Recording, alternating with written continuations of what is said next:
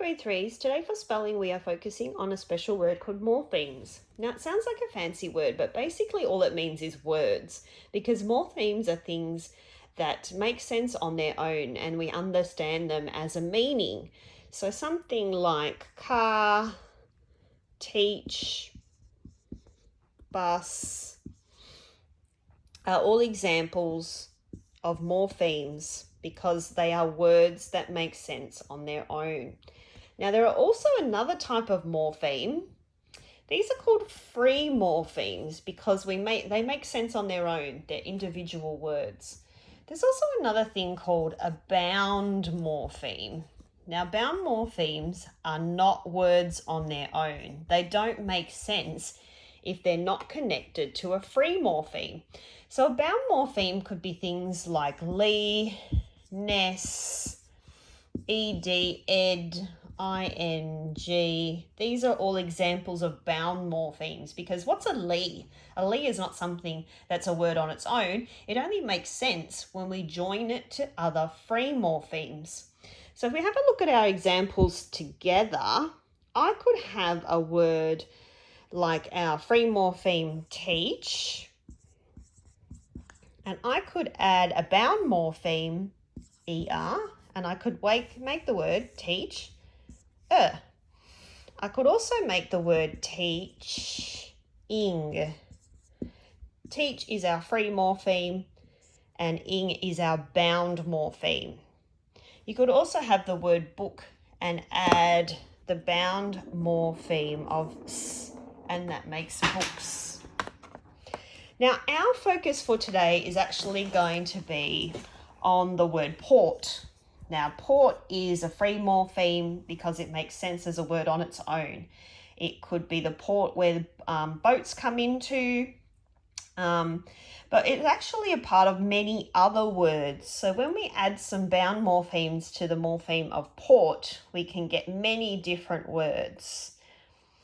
So if we have a look at the etymology of the word port, it actually means to carry. It is your job today to have a look at the word port. You might need to use an online dictionary. You might need to use the internet to Google the word port. And it's my challenge to you grade 3s to find as many words with the word port in it. And break them down into their free morphemes and bound morphemes. So an example could be portable has the word port in it. Here is the word port, the free morpheme, and able is the bound morpheme, joined on to the free morpheme to make a word that makes sense. Portable. And we can see our root word means to carry, and we all know what the word portable means. It means to move around. So if you had a portable TV, it means it can be moved around to different places. What about the word transport? Now we've got the word port.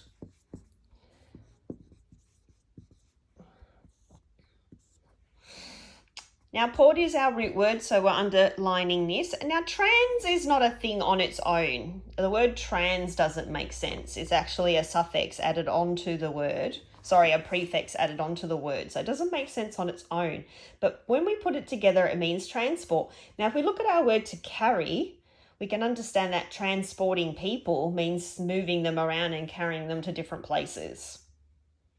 What other words can you find that have the word port in them? It might be words like